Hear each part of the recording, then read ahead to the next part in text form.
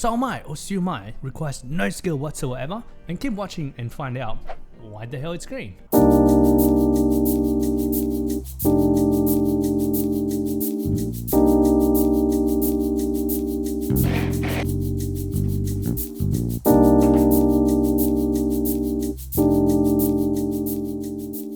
G'day friends, how's it going? Welcome back to Sam Kitchen, where I bring to you budget-friendly recipes with sustainability in mind. So my local IGA local supermarket had a really good special on this week, $2 a kilo for chicken pieces. So I went and bought 12 kilos of it. Most of them are in the freezer now, but just got a little bit left in the fridge that I haven't been able to use up. So I thought I would take the opportunity to make some chicken siumai. So if you don't know siumai, it's a form of dumplings, but instead of wrapping everything all together in like a little pouch, siumai is semi-open. So we've got the filling right in the middle, but the dough wrap kind of only goes around the edges, and this is steamed rather than a kind of a boiled type of dumpling. It's filling, it's delicious, and I'm going to show you how to make chicken siumai with my $2 a kilo chicken with stuff from my garden. The crazy wind a few days ago caused some casualties in the garden. These snapped silver beets are still perfectly edible, so I snatched these up quickly. Speaking of silver beets, these grow like crazy in my garden, and the yield is just amazing. With these in the garden, I've definitely saved a few bucks on veggies at the shops. And some spring onions straight from the garden. Can't get any fresher than that. Spring is certainly knocking on the door here in Perth. Bees are working away on the bok choy. And some kookaburra came say hi too. Back from the garden, give these a rinse to wash off the dirt. We have our silver beet. First cut it into small chunks, and then we're going to salt it, essentially wilt it and make it soft.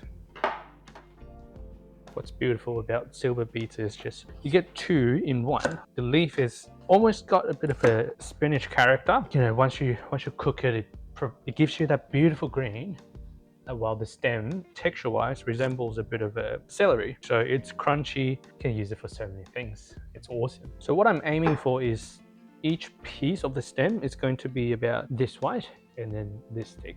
So we aim for about 1/2 centimeter width and cut the stems into little strips. Once done, chop it up the short way, and we end up with little cubes of stems that will give us some good texture. From another angle, divot up the stem and cut it into little cubes.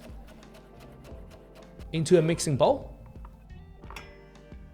Next, we got our spring onions. Stack them up and finely chop it. With the silver beet leaves, cut them into thinner strips and cut into 1 centimeter wide pieces.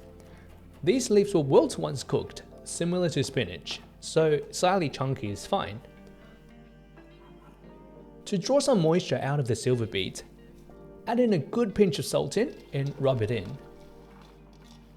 We now set it aside for 15 to 20 minutes.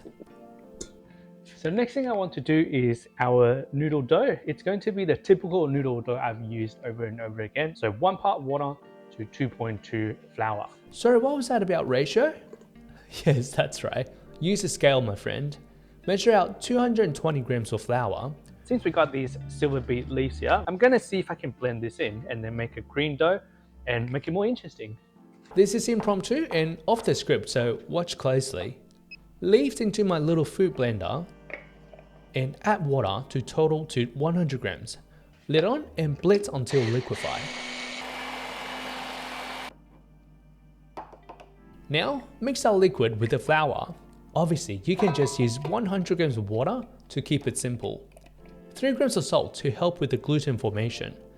I'm using my stand mixer to help with the dough while I work on the filling. Kneading by hand is absolutely doable with this almost 50% hydration dough. It'll be nice and dry. I just let the mixer run in the background with a couple of 15 minutes breaks in between to rest the dough. So it's been about 15-20 minutes, I would say. Definitely see some liquid here, so I'm just gonna squeeze it out. Excess liquid from the silver beets will make our filling have the tendency to fall apart, so best to keep it on the dry side. Next, mince up a couple of cloves of garlic into the bowl. Now we got our chicken. Skins won't do any good here actually, so we might as well take it off. Otherwise it will just make the filling somewhat inconsistent and provides a bit of a chewiness to it. Up to you, whatever chicken that you have handy will work just fine. Cut your chicken of choice into manageable chunks. Manageable meaning a good size that your food processor can handle. Use the same grinder that we were using earlier. I just got this Kmart stick blender, which works surprisingly well. Blitz it until it reaches a uniform consistency. And then we can add it into the bowl with our greens. I did it in a few batches and try not to overwork the stick blender because it's Kmart after all. A good pinch of salt to season, sesame oil, and a dash of soy sauce. Give it a good mix to combine well. The consistency should just be a touch softer than Play-Doh. Did not forget about the dough. After a couple of mixes, it came together really well to my surprise. We now have a beautiful green dough to make our siu mai with. I gave it a couple more kneads and divided it up into 4 so it's easier to roll. With the help of a pasta machine, I rolled the dough into sheets at number 5 setting. Once our dough is all rolled up, grab a pot that you can fit a steamer basket on and load it up with water. Over to the stove and pot on medium heat until boil. While we wait for the water to come to temperature, we can come back and finish the siu mai. Cut the dough sheets into squares, roughly 10 cm by 10 cm. To put our siu mai together, it's honestly so simple. Grab a sheet of our dough, scoop a generous amount of the fillings, and just bring the wrappers up until it somewhat wraps around the filling. Give it a few pinches here and there so it doesn't fall apart. And that is about it. The more irregularly shaped they are, the more authentic. From another angle, we'll do it again. Wrap it in your palm, a good scoop of filling in the middle. Bring the wrapper up to hug the fillings and pinch, pinch, pinch. Use a spoon to pack the filling in if you have to. Alright, time to get these cooked. With the steamer basket, we want to line it with a sheet of baking paper so they don't stick. Fold a sheet of baking paper into 1/8. Measure out the rough radius. You can either cut it or tear it. That will give us a pretty accurate sized circle to go on the bottom. Siu mai in. And go right over the boiling water. Steam for a good 10 to 15 minutes until chicken's all cooked through. No one wants raw chicken. These little dudes are so cute. The green wrappers actually make these siu mai so special. Love, love, love, love, love the pop of color. I ended up making 14 siu mai in total, so I had to steam a few batches. Look at these things. They turn out really, really good. The cost breakdown is right on the screen here. 14 siu mai costing me $1.56.5 to make. That is 11 cents per siu mai.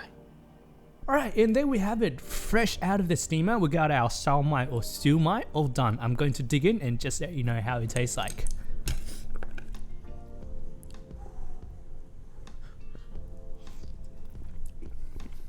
The chicken is nice and moist and flavorful and soft, and the added silver beets just makes it a lot lighter. You know you're doing something good to your body because you're eating vegetables. The dumpling wrap, it's got a beautiful green color, it's nice and vibrant, and it tastes so good.